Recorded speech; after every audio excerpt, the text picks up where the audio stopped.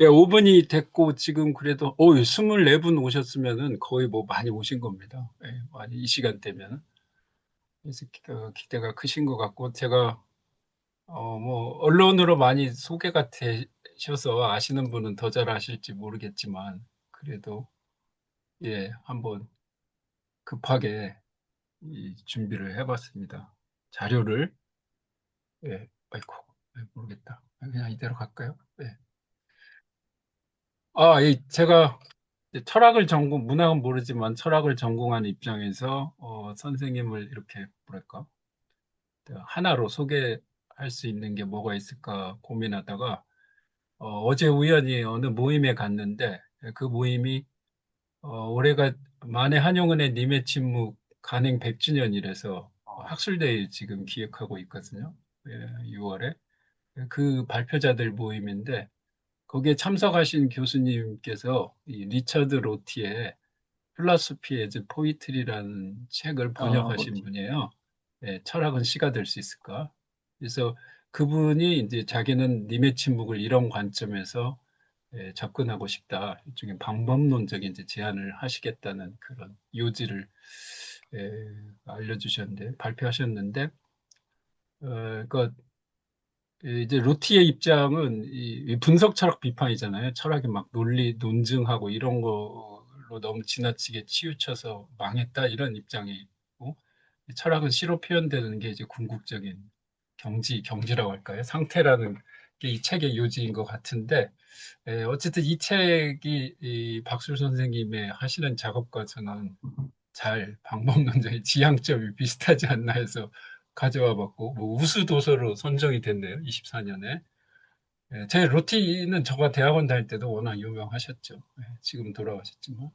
오른쪽은 아까 제가 읽었던, 작년에 나왔던 번역상 타신 것도 작년이던데, 네, 시집도 작년에. 작년에. 이 최초인 거죠. 처녀작인 거죠. 네, 첫 시집입니다. 예, 오토파일럿. 본인이 소개하시기에는 좀 그럴 것 같아서 제가 한번 가져와 봤고요.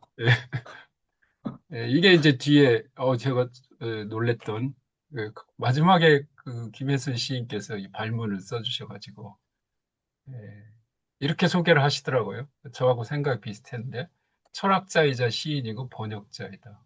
보통 번역자는 한쪽 언어를 다른 쪽 언어로 번역하는데, 이분은 이제 양쪽 언어를 다 번역하고, 그다음에 철학은 주로 독일어로 하고, 시는 한국어로 쓰고, 그렇죠? 그다음에 고등학교를 중퇴하고 독일에 갔던 해가 2002년 가을인데, 저도 그때 일본으로 집사람이랑 유학을 갔는데, 월드컵 끝난 직후였습니다. 저는 같은 해였더라고요. 저도요. 네, 그래서 좀 신기했습니다. 처음 한 달에 대한 기억 자체가 사라져 버렸고, 언어가 증발하고, 이런 게 이제 시의 모티브가 되신 것 같아요. 그러면서 한국어와 독일어 사이에서 낀 뭐 묵음의 시간, 그 다음에 저도 놀랬던 게 뭐 라틴어, 영어, 독일어, 한국어로 시를 뭐 쓰셨더라고요. 어, 이렇게 네, 썼다기보다, 예, 네. 여러 언어로 쓴 시집은 이제 처음 봤다 이런, 김혜순 시인님의 발문이십니다. 관심이 있으신 분들은 시집을, 제가 산 거는 2쇄였습니다. 벌써 2쇄를 찍었던데 나오자마자, 네. 꽤 많이 팔리는 것 같습니다. 이게 이제 작년 7월에 언론에 나왔던 그 번역상 수상하신 내용이죠. 죽음의 자서전. 즉, 독일어로 공역을 하셨고, 만장일치로 탁월한 번역이라고, 예, 인정을 받으셨고, 이게 이제 김혜순 시인의 한국판 죽음의 자서전이고, 이게 독일판이라고 하고요. 따님께서 이 디자인을 하셨다고 하더라고요. 네, 맞아요. 중앙일보에 실린 이 기사였어요. 아주 멋있던데, 저는. 철학적이고. 그래서 메일로 저한테 보내주신 이야기, 오늘 내용은 지금까지 해온 본인의 번역 작업들을 소개하면서 K라는 접두사에 대한 이야기, 물론 저희 사상계에 이제 투고한 그 글, 기고해 주신 글도 들어가겠죠. 그다음에 토론 시간에는 그 지면의 한계로 다 못다했던 K 문학에 더해서 K 철학 이야기, 그리고 세계 문학은 요즘 이렇게 각광을 받는데 왜 세계 철학에서 한국 철학에 있지는 아직 원한가 뭐 이런 문제제기이신 것 같고요. 그다음에 저희 그 사전 질문도 들어왔습니다. AI 문제, 번역과 창작의 문제, 그다음에 AI 시대 한국 문학에 나아가야 할 길. 그다음에 이제 이분은 그 감사의 말씀이신 것 같아요. 50대로서 이러한 시대를 살게 된 거에 대한 감사의 코멘트였습니다. 예, 제가 준비한 자료는 이 정도고요. 지금 7시 10분, 정확히 10분 지났습니다. 그러면 이제 교수님께 마이크를 넘기고 저는 경청하도록 하겠습니다. 네, 감사합니다, 선생님. 저도 제 시집까지 소개해 주셔서 너무 감사드리고 좀 부끄럽네요. 네. 선생님 보이시나요? 예, 잘 보입니다. 네.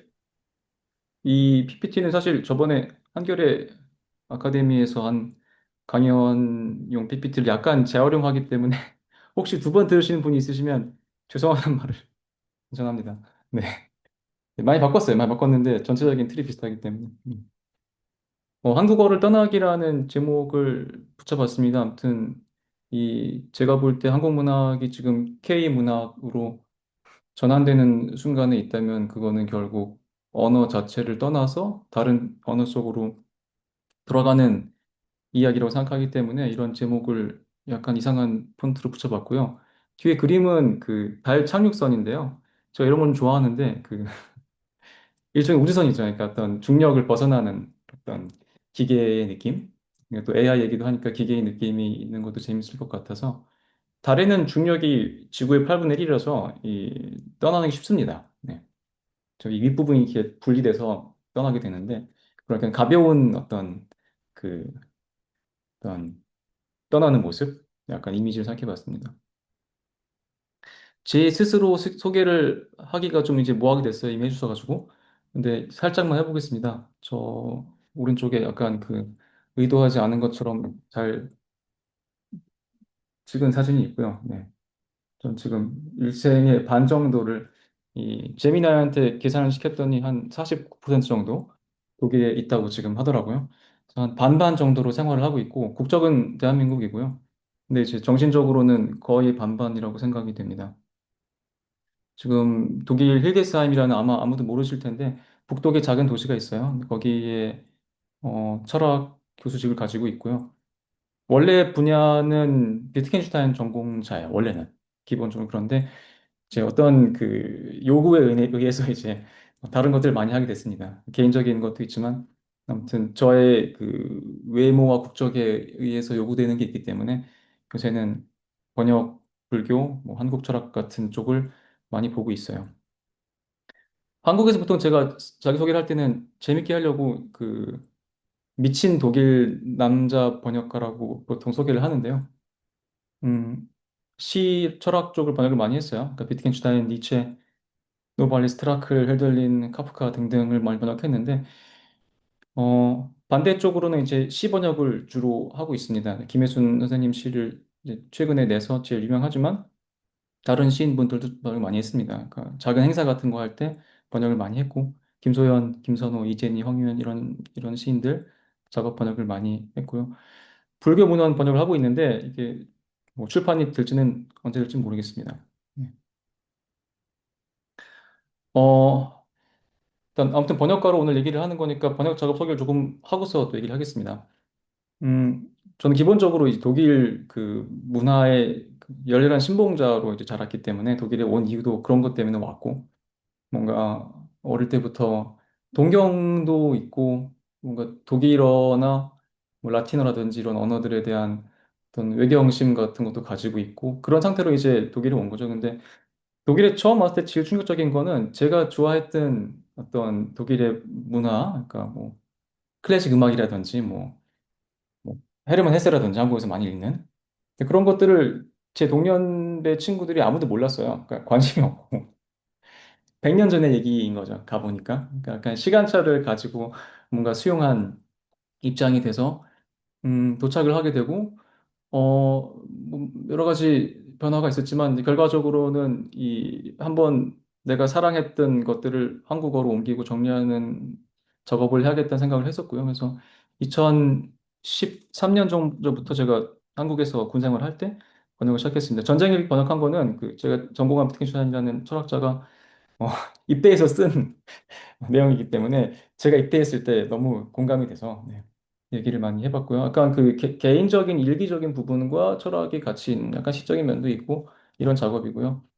니체는 이 니체 첫 책이죠. 비극의 탄생은 김출곤이라는 다른 연구자분과 함께 옮긴 책인데요. 이 책을 옮기면서 개인적으로 굉장히 의미가 깊었던 게 우리가 사용하는 철학, 흔히 생각하는 철학 용어들, 뭐 정신이라든지 뭐 비극, 뭐 이런 모든 말들, 개념, 관념, 감성 이런 모든 말들이 한국어가 아니구나라는 생각을 그때 처음 했어요. 내 안에서 너무 자연스럽게 쓰던 말들이 한국어가 아니라 메이지 번역어라는 사실을 이때 이해하게 되고 그때부터 어떻게 하면 이 번역을 좀 더 창조적으로 좀 더 우리 시대의 언어로 바꿀 수 있을까 고민을 시작한 것 같아요. 음, 노발리스라는 낭만주의 철학자의 시와 철학 파편도 옮겼는데요. 이 책은 현재 절판 상태입니다. 네. 그리고 이제 시 번역을 많이 했는데요. 이것도 이제 말하자면 독일 고전 문학에 해당하는 것들이죠. 헬덜린은 정말로 고전이고요. 그러니까 19세기 초니까. 트라클은 지난 세기 초반이니까 사실상 이런 시인들도 고전에 해당하는 것들인데요. 어, 시 번역은 또 얘기를 이따가 하겠지만 생각보다 쉽습니다. 저는 항상 이런 질문 많이 받아요. 그러니까 헬덜린 같이 어려운 시를 그러니까 리듬적으로 완벽하고 독일어에서 봤을 때 굉장히 음악적이고 굉장히 뭔가 어려운 시들을 어떻게 한국어로 번역하냐, 그게 가능하냐라고 저한테 많이 질문을 받아요. 특히 독일에서도 많이 받는데 제 답은 굉장히 쉽습니다. 그러니까 시 번역이 쉬운 이유는 도착어에서 만들어진 한국어 번역이 기준이 아름다움이기 때문에 쉽습니다. 그러니까 정확함과 아름다움을 이렇게 저울질할 때 이게 아름다운 쪽으로 결정을 하면 되기 때문에 그런 면에 있어서는 약간 그 갈등이 적다. 네, 갈등이 적고 뭔가 그 정확성이라는 굉장히 큰 짐을 덜 받기 때문에 좀 더 즐거운 번역이기도 하고요. 이따 얘기도 드리겠지만 AI로 했을 때 별로 의미가 없는 작업이기도 합니다. 결과적으로 개인의 어떤 굉장히 신체적이고 개인적인 미감에 의존하는 작업이기 때문에 AI 시대에서도 그러니까 지금도 산업적 가치가 없지만 앞으로도 네, 그 AI에 위협받지 않는 장르일 것이라 생각이 듭니다. 오늘 할 얘기 사실은 이제 한국문학 번역 얘기라서 이거 앞에 얘기는 짧게 하고요. 제가 한국문학 번역에 대해서 굉장히 그러니까 무모하게 도전을 많이 했어요, 처음부터. 그러니까 그냥 막 혼자 번역을 그냥 막 해서 사람한테 막 줘보고 출판사에 보내보고 이런 일들을 예전부터 했는데요. 실패를 굉장히 오랫동안 했습니다. 그 김혜순 선생님 번역을 하기 전까지는 대체로 다 실패해요. 전부 다 실패고, 김혜순 이후에 이제 성공하는 일들이 생기고, 왜 성공이 가능하고, 왜 지금까지 실패했는지를 이해하는 게 기간이 지난 한 3, 4년 있었는데, 그 얘기가 재미있는 것 같아요, 저는. 그러니까 저는, 어, 독일어를 한국어로 번역하듯이 한국어를 독일어로 옮겼거든요, 처음에는. 그러니까 뭔가 이미 정립된 헬덜린이라든지 뭐 카프카 이런 사실 누구나 알고 있고 이미 이해가 끝난 명작들을 사실 번역을 한 거고 저는 같은 방식으로 제가 생각할 때 명작이라고 느끼는 한국 시, 뭐 이상이든 뭐 황지우든 뭐 그런 시인들을 이제 독일어로 옮겼는데 그렇게 옮겼을 때 아무런 반응이 없었습니다. 전혀 반응이 없고 왜냐하면 이 언어 사이의 위계가 달라서 그런 건데 그러니까 중심과 변방의 위치가 바뀌어 있어서 그런 거라고 생각하거든요. 그러니까 뭔가 독일 문학이라고 하면 이미 가치 있는 것으로 이해가 되어 있기 때문에 거기다가 뭔가 새로운 것을 넣어도 받아들이기가 쉬운데 한국 시라고 하면 비교할 대상이 일단 없고 처음으로 읽을 때 이해의 실마리를 잡을 수 있는 단서가 없습니다. 그래서 한국시라고 하면 2000년대까지만 해도 그냥 고운이 전부였어요. 왜냐하면 고운은 불교라는 키워드로 이해가 가능했거든요. 이 사람은 뭔가 선 같은 시를 쓴 사람이다라고. 근데 이제 그런 장벽들을 이해하지 못하고 처음에는 시도했기 때문에 실패를 많이 했습니다. 어, 이런 행사 같은 경우는 한국에서 이제 시인들을 초청을 해서 이제 무대에 이제 올리고 그다음에 번역 대회도 해보고 그 젊은 번역가들을 데리고 수상도 하고 이런 것도 했던 장면인데요. 이건 이제 김혜순 시인 이후이기 때문에 사람들이 많이 왔어요. 그러니까 김혜순 시인 이후로는 사람들이 한국 문학이라고 하면 그리고 한강 이후로는 한국 문학이라고 하면 일단 행사에 오는 경향이 많이 생겼습니다. 그 전에는 굉장히 촉박했죠. 한국에서 와서 이제 이렇게 행사를 해도 처음 보는 시인 자리에도 온다는 거. 왜냐하면 이 분들이 실제로 육체적으로 있기 때문에 그게 되게 중요한 건데 이 사람들이 실제로 내 앞에서 그 말의 음성과 음악을 들려주고 자기 얘기를 한다는 게 되게 중요한 지점이라는 거를 이때 당시 깨닫기 시작했습니다. 네. 행사를 되게 많이 했어요. 그래서 많이 모셔서 이분은 지금 천선한 작가, SF 작가시고 서수인 작가 호주 사시는 불러서 이제 위너스 행사도 해보고요. 이 행사는 아무런 정보도 없이 그냥 한국 문화 행사라고 했는데 사람들이 한 100명 정도 왔습니다. 그래서 굉장히 놀랐고 저희도 예. 어떤 움직임이 있는 것 같아요. 그러니까 그냥 한국이라고 하면 오는 움직임이 생겼습니다. 지금. 어, 이거는 이제 실패한 프로젝트에 속하는데요. 그러니까 한국에서 봤을 때 뛰어나다고 생각되는 시인들. 그러니까 한국 담론 내에서 봤을 때, 아, 우리 시대에서 가장 훌륭한 시를 쓴 사람들이라고 생각하는 어떤 작가들을 추리고, 그러니까 저희 같이 이제 큐레이션 해서 추리고, 대표작 두 편 정도를 이제 여러 언어로 옮겨서 해본 작업이었는데요. 이런 거는 어렵습니다.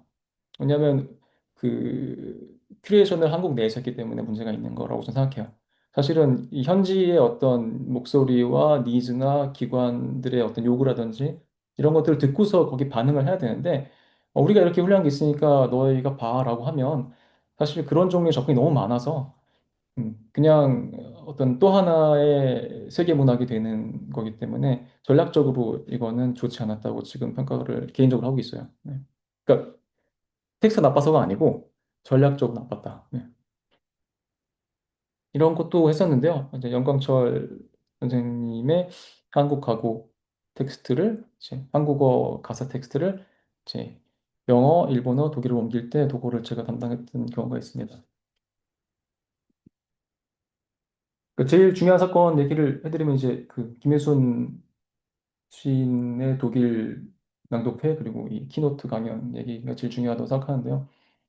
김 선생님은 아무튼 그 전에 이미 뉴욕에서 너무 유명했기 때문에 그 유명세를 타고 사람들이 관심을 가지고 행사를 처음 했을 때 굉장히 많은 관객이 왔어요. 베를린 시의 집에서 하는 그 보이즈 페스티벌이라는 제일 큰 시 행사에 메인 라이너로 이제 이제 등장을 하신 건데 사람 너무 많이 너무 놀랐고 이렇게 사람들이 끝나고 다 줄을 서서 그 김혜순 선생님의 사인을 받으려고 그 줄 서는 모습을 보면서 아, 한국 문학이 이렇게 될 수 있구나. 네, 그걸 느꼈습니다. 그리고 선생님이 강연을 어떤 한국어로 하고 낭독도 한국어로 하는데 그 무대에서 보여준 어떤 그 퍼포먼스와 어떤 그 낭독을 하면 한 10초 내에 모든 관객이 그를 사랑하게 되거든요. 그러니까 약간 이거는 어떤 무대 위 프레젠스라든지 약간 카리스마 문제인 것 같은데 실제로 그 육체가 거기 있어서 그 육체에서 울리는 그 사람의 특별한 모습과 소리를 전해 듣는 게 매우 매우 중요하다고 느껴졌어요. 특히 시의 경우에는 이게 소설은 좀 다르겠지만 또한 그 사람의 생각을 그 사람의 언어로 듣는 게 굉장히 중요했고 통역이 안 되고 이거 같은 경우는 뒤에 그냥 이렇게 파워포인트로 이렇게 글이 나왔는데 그래도 반응이 엄청 좋았습니다. 그래서 이 반응을 보면서 저희가 출간을 이제 계획을 하게 되고 이 책이 중요한 상을 받는 일이 작년에 있었습니다. 이 책이 사실 시라는 장르가 독일에서는 그렇게 더 이상 이렇게 중요한 장르가 아닌데도 아무튼 제 상을 받는 일이 있어서 한국 문학 관계자들도 그랬지만 그냥 독일에 있는 시인들이 되게 좋아했어요. 시가 받았다. 네, 이 상을 시가 받다니. 시인이 받다니. 그래서 여성 시인으로 받는 게 또 처음이고 그래서 굉장히 음, 고무적이었죠. 심사평이 저는 좀 마음이 남아서 이 얘기를 그 저 사상계 원고에도 썼었죠. 이 얘기를. 죽음에 무엇가 있는가 이 얘기를 제가 원고에 썼었고 죽음이라는 보편 언어가 있고 김혜순의 시는 이 죽음이라는 보편 언어를 시의 언어로 번역한 결과물이다. 심사평이 있었어요. 그러니까 일종의 그 보편성을 본 거죠. 그러니까 김혜순이라는 시인의 작품에서 매체들에서도 뭐 이제 제일 유명했던 독일의 시인들 고트프리드 벤이나 파울 첼란의 뭔가 버금가는 어떤 인물이라고 평을 받았을 정도로 굉장히 임팩트가 컸다고 저는 봐요. 그 독일 문학계 내에서는. 번역에 대한 얘기도 심사평이 있었는데요. 유령 언어를 유령 언어로 번역했다. 번역가로서 이게 칭찬인지 모르겠는데 아무튼 유령 언어로 번역을 했다. 음. 뭐가 있다면 설명은 불가능하겠지만 리듬과 이미지를 통해서 옮길 수 있을 것이다라고 평을 해줬는데 저희가 번역을 할 때 이따가 잠깐 얘기를 드리겠지만 굉장히 그 사운드에 집중을 많이 했습니다. 이게 실제로 어떤 소리가 들리는지 그 소리는 당연히 한국어 소리와 다른 소리지만 어떻게 들리는지 어떤 그림이 떠오르는지 등등을 많이 노력했죠. 이 친구가 울리아나 볼프라는 독일에서는 아주 유명한 거의 제일 유명한 신 중에 한 명이고요. 역대로도 유명한 친구인데 저한테 선생님이기도 하고 저는 번역을 배웠기 때문에 이 친구한테. 근데 둘이 같이 번역을 하는 형태가 이제 한국에는 많이는 없죠. 근데 저희는 2인 팀 번역을 했는데 굉장히 그 즐겁습니다. 왜냐하면 이 울리아나라는 시인 이제 번역가는 한국어를 못하는 상태이기 때문에 굉장히 그 흥미로운 작업이 됩니다. 그러니까 저희가 설명을 많이 해주면 그 설명만 듣고 이제 뭔가 이렇게 이제 눈이 안 보이는 사람과 걸을 수 없는 사람이 같이 길을 가는 것처럼 좀 흥미진진한데요. 그런 시너지가 좋았던 것 같습니다. 독일에서 이런 방식을 탄뎀이라고 하는데 그 2인용 자전거라는 뜻이에요. 그 자전거가 이렇게 좌석이 두 개인 상태. 네, 그런 종류의 번역이라고 생각이 됩니다. 어, 여기까지 짧은 저의 작업 얘기고요. 아까 보여주셨지만 이건 오늘 아까 들어온 질문에 대해서 제가 이 AI 얘기 특히 번역과 AI 관계에 대해서 저번 강연에서 얘기를 잠깐 했었어서 이 얘기를 잠깐만 드리겠습니다. 그러면 먼저 제 오늘 할 얘기를 하기 전에 그 제 생각에 의하면 전문 번역가는 인공지능과 좀 독립적인 면이 있다고 생각을 하고 있어요. 이게 왜 그러냐면 인간 번역가는 몸이 있기 때문인데요. 그러니까 너무 쉬운 답인데 몸이 있기 때문에 이 텍스트 외적인 정보를 파악하는 기능이 매우 사실 뛰어난데 인간이 그러니까 AI에 비해서요. 그러니까 그 문화적인 컨텍스트라든지 이 말을 들었던 어떤 기억이라든지 뭐 작가라는 인물에 대한 나의 인상이라든지 이런 것들이 결정을 많이 하게 되는데 그런 정보를 줄 수는 없죠, AI에게. 그런 면에서 인간 번역가는 오감을 모두 동원해 번역하는 존재이고 또 시의 경우엔 특히 그 몸이 지나간 흔적을 몸으로 옮기는 일이라고 저는 표현을 하는데 신체적인 힘이라는 거죠. 그러니까 내가 결국 마치 요리하듯이 요리랑 비슷하다고 생각하는데 이렇게 맛을 내는 거기 때문에 어떤 미적인 감각을 주는 거기 때문에 신체적인 일이다. 마치 요리나 아니면 미술처럼 신체적인 일이다. 저는 좀 과장해서 보면 철학 같은 경우에도 경험되지 않은 생각을 옮기는 건 불가능하다고 생각합니다. 그러니까 이론도 결국은 신체적으로 경험이 되고 내 삶 속에서 실제로 사용해보고 내 삶 속에서 실제로 검증이 되는 거기 때문에 그런 입장에서 번역 또는 이론 행위 또는 문학이라는 게 신체적인 면이 굉장히 크다. 그리고 그것은 인간적인 면이라고 하겠죠. 그 의미가 텍스트 내에 이 디지털화 될 수 있는 텍스트 내에 고정되어 있는 것처럼 보이지만 사실은 계속 텍스트 바깥에서 그 안으로 나를 통해서 내 오감을 통해서 그 안으로 들어가고 다시 또 나오고 있겠죠. 열려 있는 상태인 건데 그 열려 있는 상태를 다룰 수 있는 거는 예, 너무 당연한 얘기지만 신체를 가진 인간밖에 없겠죠. 물론 이게 모든 번역가에 해당되는 얘기는 아니고요. 당연히 기술적인 번역을 하거나 어떤 뭐 초벌 번역을 하거나 이런 입장에서 봤을 때는 좀 다르겠지만 제가 다루는 계열의 텍스트, 그러니까 시라든지 철학이라든지 뭐 문학이라든지 이런 부분은 어, 신체적인 부분이 앞으로도 더 강조될 수밖에 없을 것이다. 이 번역자의 위치가 사라지거나 보이지 않는다는 비판은 옛날부터 있었어요. 번역학에서 유명한 책 중에 번역자의 비가시성, 그러니까 투명한 번역자, The Translator's Invisibility라는 책이 있는데, 제 개인적인 입장은 번역자의 존재를 드러내는 쪽으로 변화해야 된다. 그러니까 지금까지 번역자들은 최대한 자신을 숨기고 나의 문체를 드러내지 않고 나의 해석을 드러내지 않고 정확한 번역을 하려고 하는 쪽이었다면 앞으로는 좀 더 이 능동적인 번역자의 역량이라든지 역할이 강조되지 않을까 생각이 듭니다. 그렇게 해야 되지 않을까 앞으로 더. 예컨대 이제 가장 기본적으로는 이제 해제나 이런 맥락 설명을 하는 기능이 있겠죠. 그러니까 많은 번역가들이 이 부분을 안 하고 싶어 하는데 자기를 드러내는 거라서. 근데 제가 볼 때는 앞으로 더 필요하지 않을까. 추가적인 정보, 어떤 개인적인 정보라도 그게 내가 이 번역을 하면서 겪은 경험도 사실은 그 정보에 포함된다고 생각을 하고요. 그리고 이 기획자의 면이 AI 시대에는 전반적으로 높아지겠지만 번역에도 마찬가지다. 어떤 텍스트를 내가 모아서 한 권의 책으로 완성하고 어떤 정보 순서를 가지고 독서를 이끌고 어떤 제목을 붙일 것인가 이런 것들을 판단을 하는 거는 결국은 감각적인 판단이기 때문에 음, 인간의 책임이 들어갈 수밖에 없겠죠.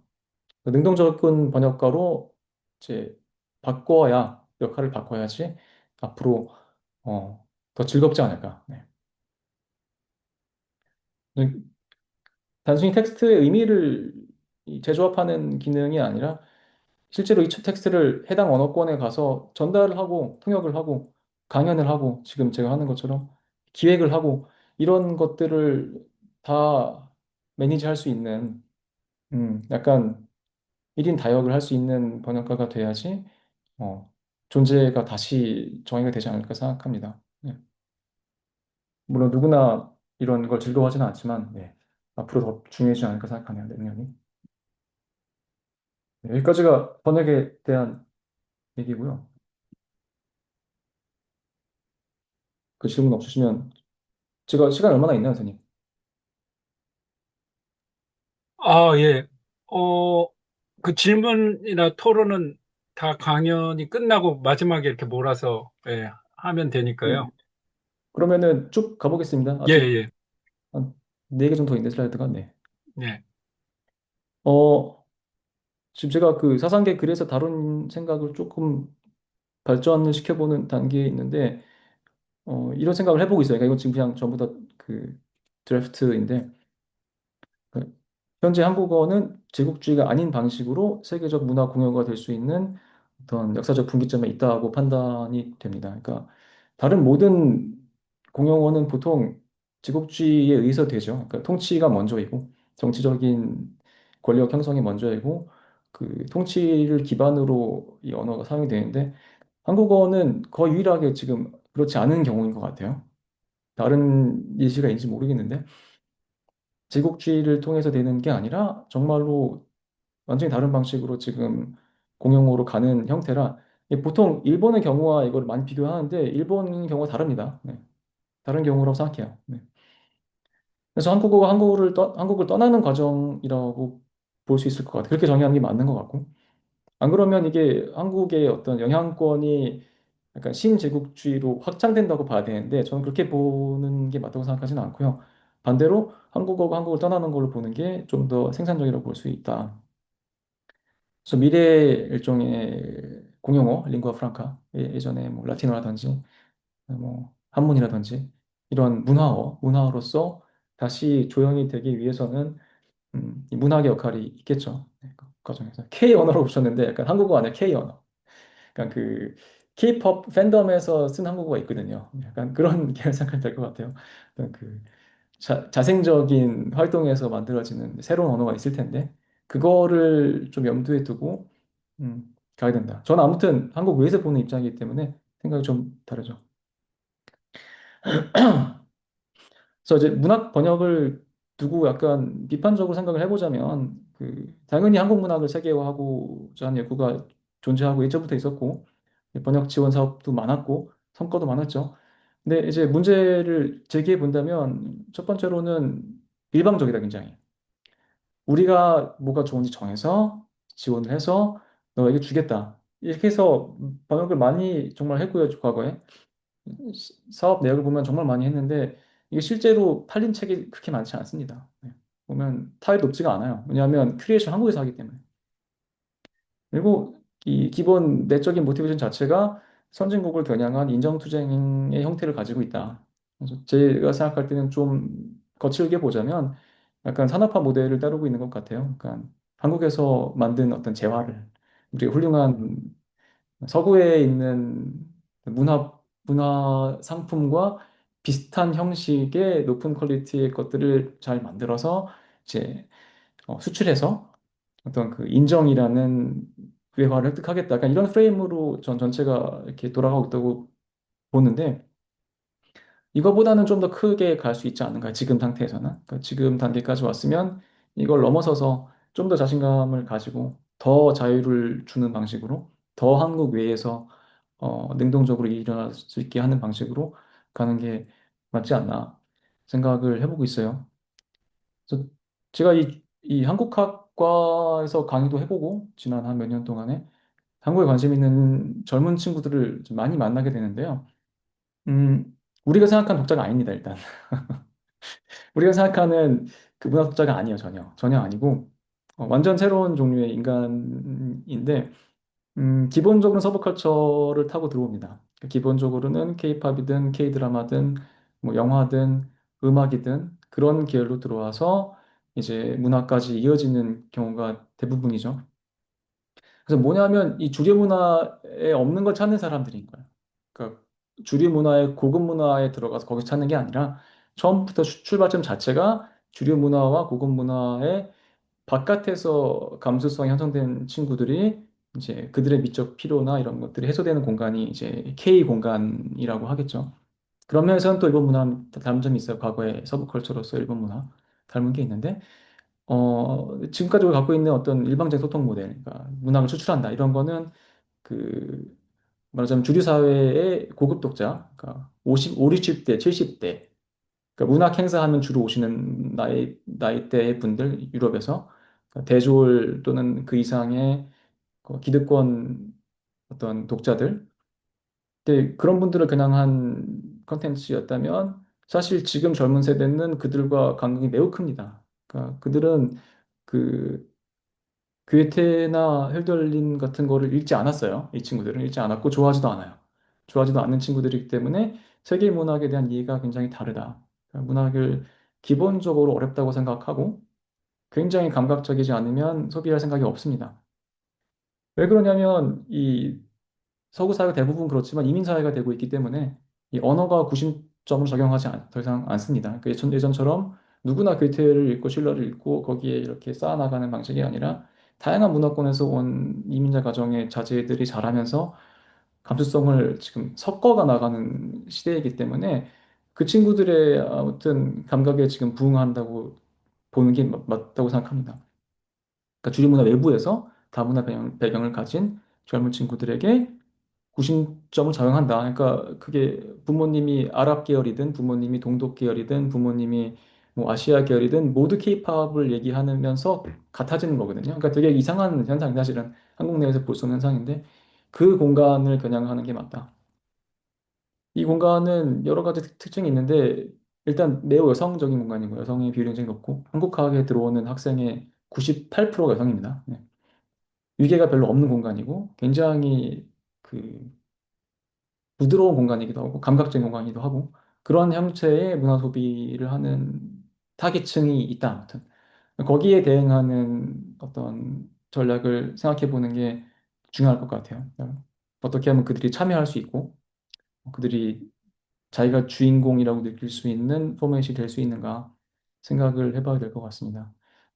독일 서점에 가보면 그 한국에서 보면 되게 놀랄 수 있는 책들이 있는데 독일 사람이 쓴 소설인데 내용이 한국에 가서 내가 좋아하는 케이팝 아이돌의 옆집에 살면서 그와 만나서 로맨스를 하는 뭐 그런 책들 이 독일에서 많이 팔린다 실제로 독일 사람에서 독일 사람이 읽는 책이 많아요 그런 책이 그런 형태의 어떤 상상계가 있다 그걸 우리가 이제 인지를 하고 새롭게 대응할 필요가 있지 않을까, 네, 생각을 합니다.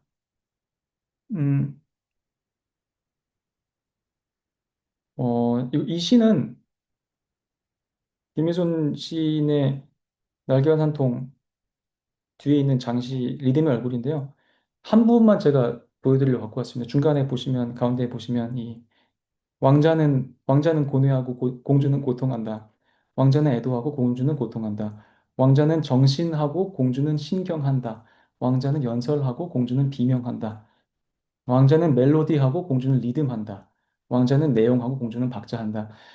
이런 약간 그 남녀 이분법적인 어떤 감성의 세계와 이성의 세계가 나뉘는 거, 고통의 세계와 고뇌의 세계가 나뉘는 거, 이런 얘기를 김혜순 시인이 하는데, 음, 말하자면 이것도 그 뭔가 그 관념적이고 이론적이고 뭔가 엄숙하고 뭔가 강대한 어떤 주류 문화와 어떤 그 부드럽고 연결되어 있고 그런 여성적인 서브컬처와 나뉘는 느낌이 있어 여기도 이 안에 이미. 근데 이런 것들이 사실 감성적으로 받아들여지는 건데 왜냐하면 주류 문화를 받아들이는 게 아니라 이 서브컬처를 받아들이기 때문에 이런 지점들을 봤을 때 독자들이 공감이 되는 거죠. 감성적으로 지금 상태에서. 그러니까 지금 한국에서 읽히는 것과 다르게 읽히고 있다는 얘기를 잠깐 드리는 겁니다. 어, 네, 마지막으로 K처럼 얘기를 해도 될까요? 너무 많은 거예요, 내용이 지금. 여기까지만 하고 다시 할까요? 아니요, 시간 남아요. 아직 아, 네. 45분이니까요. 뭐, 한 8시 10분까지, 20분까지 하셔도 되지 않을까 싶은데. 아, 그렇게 많이는 안 할 생각인데 좀 예, 예, 남아가지고 이거만 하겠습니다. 10분만 더 하겠습니다. 네. 예, 예. 말을 제가 너무 많이 하면 재미없으니까. 음, 또 다음 생각은 뭐냐면, 네, K 문화는 아무튼 가능성이 보인다. 네, 가능성이 보이고 갈 길이 보이고 성과도 확실하고 어떤 한강 김혜순 뭐 여러 가지 성과가 있지만 K 철학에 대한 얘기를 저는 사실 계속 해보고 싶었고요. 지면상 못 쓴 얘기인데 이 얘기는 저는 철학을 또 하니까요. 음, 근데 이게 비교해보면 굉장히 재미있는 게 이제 한국 문학은 세계 문학에 당연히 이제 포함되는 요소가 됐죠, 지금. 한국 철학의 가장 흥미로운 점은 존재하지 않는다는 점이다. 네. 약간 제가 충격적으로 약간 글을 써봤는데요. 음, 해외의 시선으로 봤을 때 존재하지 않는다. 그러니까 어떤 얘기냐면, 그러니까 우리가 독일 철학이라고 하면 당연히 칸트가 있고, 그리스 철학이라고 하면 뭐, 플라톤이 있죠. 뭐, 로고스라는 개념이 있고, 독일어 개념은 뭐, 더 많겠죠.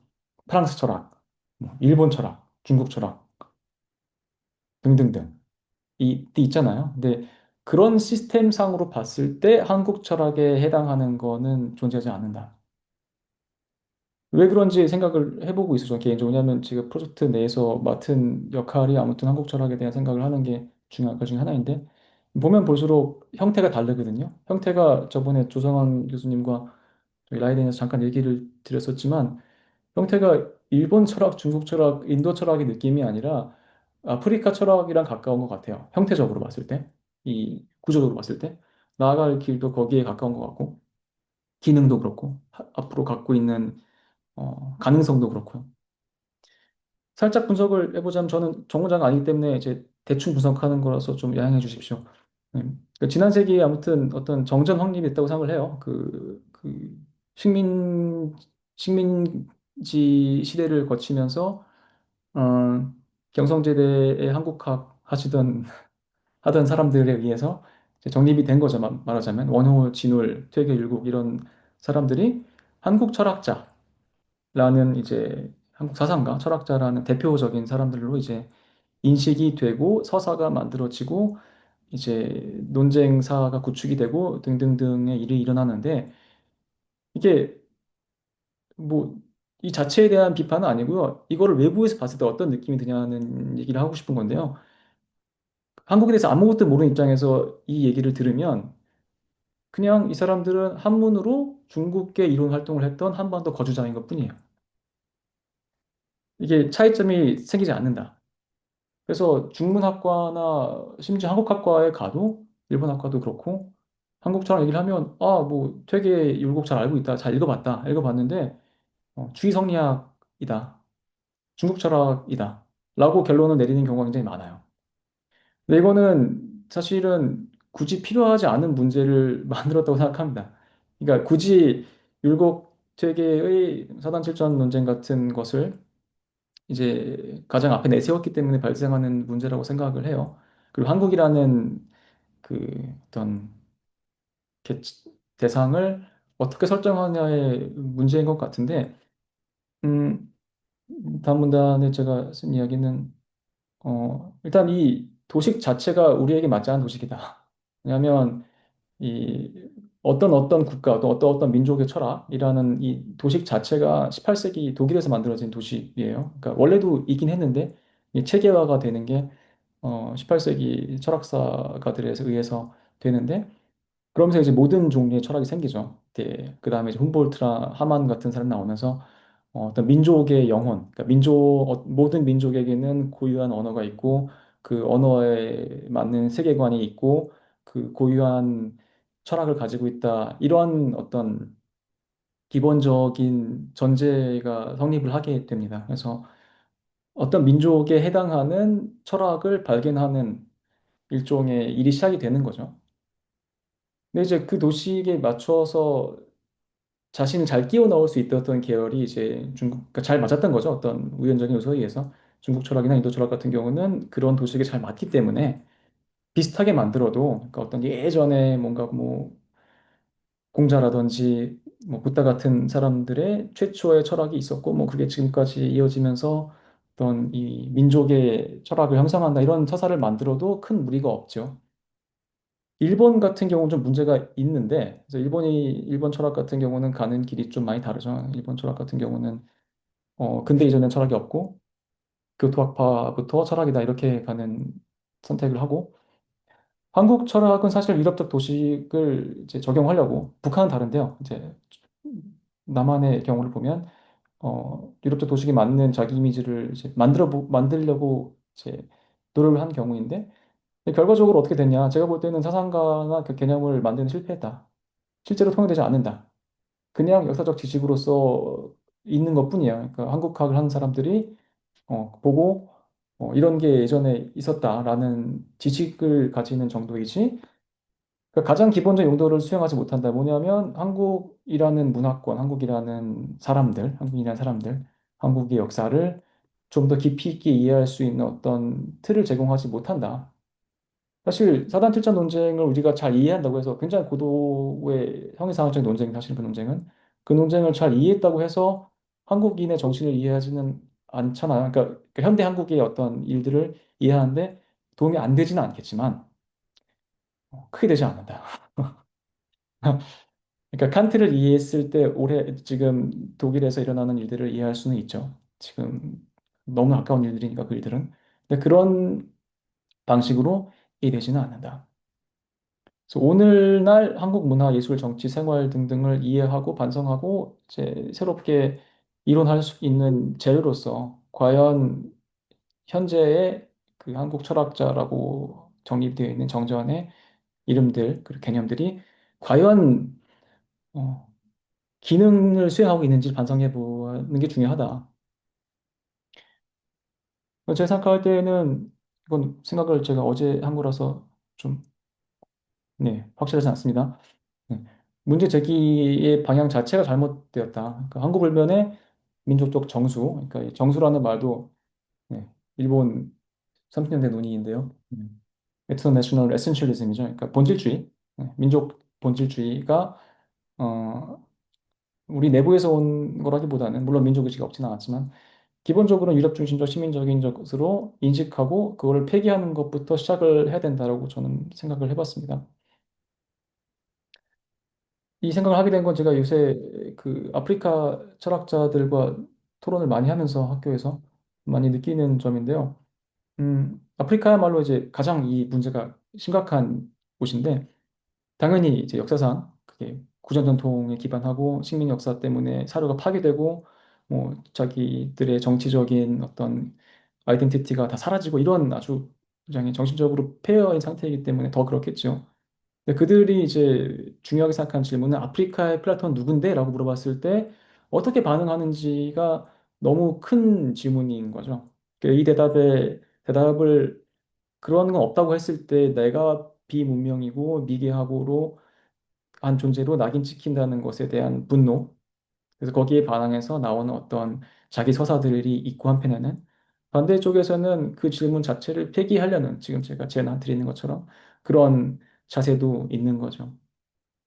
그래서 아프리카 플라톤을 찾는 종류의 책도 많습니다. 그래서 예를 들어서 뭐 요르바 전통의 오룬밀라라는 뭐 예언자가 플라톤 또는 소크라테스와 비슷하다. 이런 책도 있어요, 일컨대. 근데 그렇게 말을 해서 제가 볼 땐 이미 이 게임을 진 겁니다. 왜냐하면 이 도식에 포섭되었기 때문에. 그렇다고 없다고 해도 지게 되죠. 그러니까 도시 자체를 폐기해야 된다. 도시 자체를 폐기하고 새롭게 시작을 해보려면 그게 무엇일까? 답은 사실 좀 간단하다고 생각을 해요. 네. 저희가 K-pop 디먼 헌터를 보시면 다 보셨겠지만 아시겠지만 그 안에서 네, 유교가 나오지 않죠. 네. 무교가 나오죠. 그러니까 기본적으로 이 문화적 파급력을 갖고 있는 것들은 하이담론이죠. 그러니까 조선 내에서는 하이담론으로 취급되었던 것들, 이게 뭐 무교든 자생적인 그리스도교든 동학이든 뭐 산속에 숨어있던 선불교이든 뭐 문학이든 뭐 그런 담론들이 사실 지지대가 된다고 생각을 합니다. 그러니까 말하자면 그 줄담론이 아니고, 그러니까 이 통치 담론이 아니라 하위 담론에서 출발하는 게 맞다고 생각하고 지리적인 어떤 변방성 자체를 기반으로 삼아야 된다. 이게 약간 약점이 아니라 아예 강점으로 인식을 하고 말하는 대상을 어떤 영도프의 인정투쟁이 아니라 오히려 다른 비서구 국가들의 구심점이 될 수 있는 공이 될 수 있는 사상을 만든다를 좀 어, 설정해보면 어떨까? 이건 좀 약간 어제 해본 생각이기 때문에 그렇지만 오늘 약간 제언을 드려봅니다. 제가 말을 너무 많이 하면 재미가 없으니까요. 네, 여기까지만. 아니요. 뭐 말을 다 듣고 싶어 하시지 않을까요, 청중분들도. 예. 예, 예. 뒤에 더 있는데 일단 뭐 네. 예, 더 해주셔도 될 것 같은데. 45분이나 무려 남아 있습니다. 아 그런가? 그렇게 길게 돼 있나요? 네. 예, 8시 40분까지 아니었다. 저 한국 시간으로. 저 너무 지금 지금 45분. 네, 이론적 얘기를 많이 해서 네. 그러면 어 이거 너무 이론적인데 근데 이론적인 거 관심 있으시면 네 해보겠습니다. 한 가지 얘기 정도만 해보겠습니다. 이 얘기는 뭐냐면 제 마지막 책이죠. 그러니까 그 박사 논문인데요.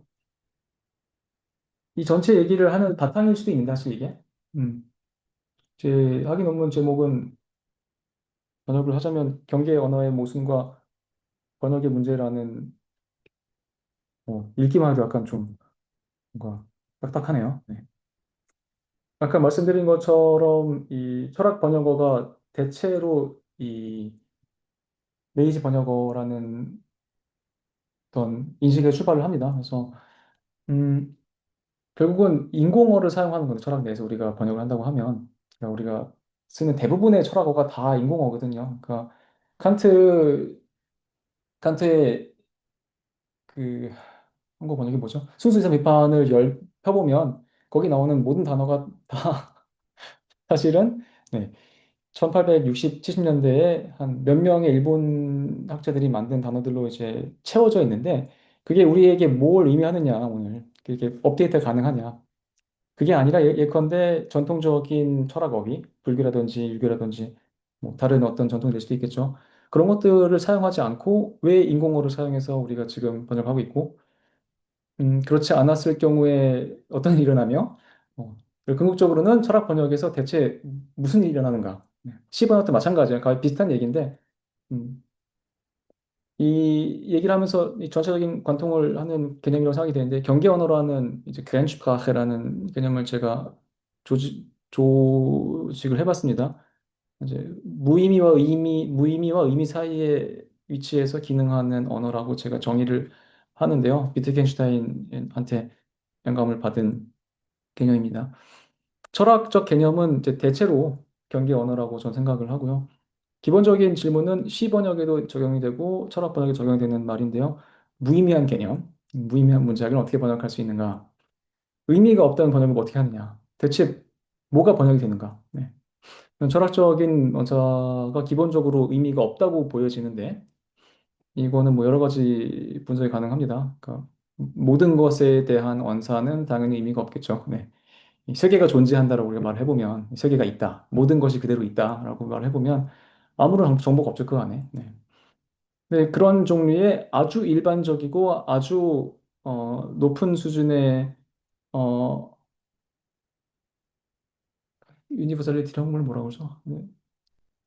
를 가지고 있는 개념들 그리고 보편성? 원사들이 보편성이죠. 예, 죄송합니다. 예. 네, 보편성을 가지고 있는 언어를 번역하는 거기 때문에 사실 의미라고 말할 게 없잖아요. 감각적인 의미가 없는 거죠. 감각 대상이 없기 때문에 세상 세계 내에 이제 그 상응하는 대상이 없기 때문에 그리고 이 개념들 이제 큰 개념들이에요. 그러니까 특히 신 개념, 신 같은 거. 신은 모든 것이고 아무것도 아니기도 하고 모든 것이 있기도 하고 편재하기도 하고 이제 비존재하기도 하죠.